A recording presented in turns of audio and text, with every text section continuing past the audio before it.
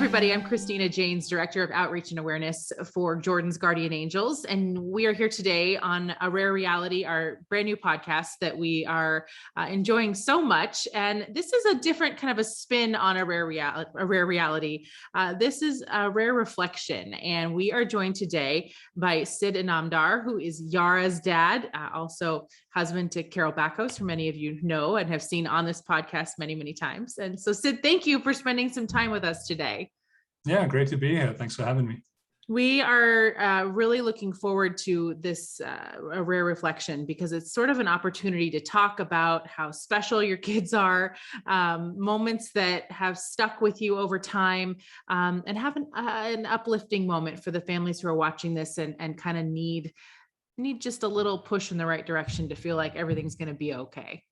So let's start by talking about Yara. Tell me all about her. All about it. How much time do we have? I know, right?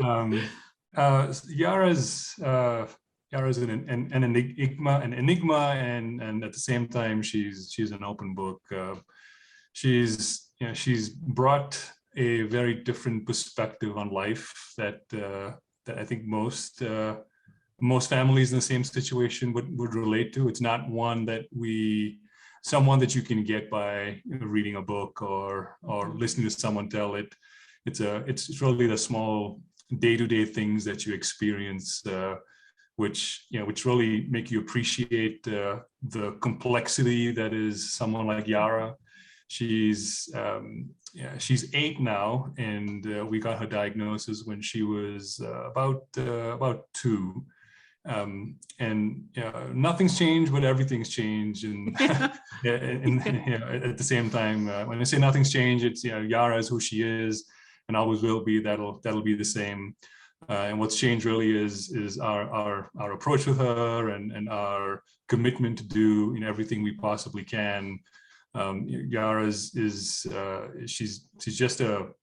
got this infectious joy about her that just seems to pull in people. I'm obviously biased because I'm a dad, but she's got this big smile and this loud laugh and just a very happy-go-lucky attitude, which she gets a lot from Carol. That's not my side. That's definitely Carol's side, and it's not something that you see every day in day-to-day life. And it's one of those things I treasure the most about her. It's just how in tune with herself and the world she is living each moment to its fullest. She's the kid that's dancing when nobody else is dancing. She's the one that's singing in a very loud voice when it's not appropriate, but at the same time makes everyone laugh.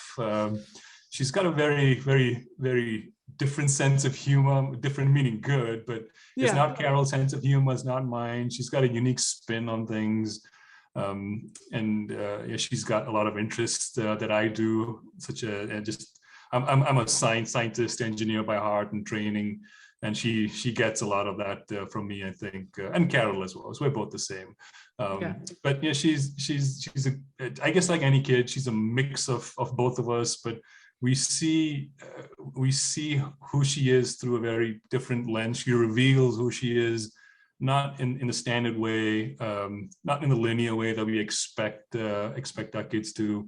You almost kind of have to go hunting and look at things a little bit differently and go, oh yeah, that's what Yara is. And so that's not a direct answer, but it's not easy to put a direct answer on. No, I mean, I think that paints a really clear picture of who she is, though, because to spend 5 minutes with Yara is to love her, because it's so funny. She's just, everything about her is larger than life. She just is. She fills up a room, and she's such a joy to be around. And Carol had shared with us a picture of her first day of school when she marched over and took the flag and marched her classmates down the lawn. She's just a big personality. But is there one memory that sticks out in your mind since the diagnosis, since in the last 8 years, that really sticks with you, where you thought, I'll never forget that? Because we all sort of have those with our kids. Yeah, there's certainly many of those, because as Yara keeps challenging us, she keeps surprising us in ways we didn't expect. The earliest one, I think, was I think it was preschool. So this is when we just moved to Boulder, Colorado from Rochester, New York, and Yara was going to preschool. She couldn't, I forget if she was walking by then. She used to use a little gold walker and kind of own the hallways with it. You can't see my hands, but I'm doing that. Yeah. But I remember I used to carry her into class every day, and we would stand in line because she didn't have the stamina to walk from the car to the to the classroom, and would stand in line, and everyone would go in. And I remember for the first, I think it was good weeks or a month maybe, Yara would just, she never had any issues with separation. She would, just wave and walk in, and that was great. That had its, that's great to see for a kid. But then, you would see all the other kids before they go in, run back to their mom and dad, and want to hug and want to kiss, and that's I always remember feeling almost deprived of it. Like that's I want that with with Yara. I want her to turn around and run to me and want me to hug and kiss her before she goes in. That seems to be one of the perks of being a parent, right? of having someone that that wants that from you.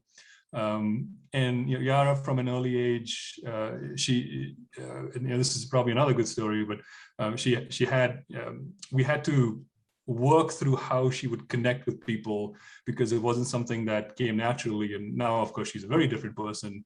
But at that point, engaging wasn't her thing. She was just in her own world.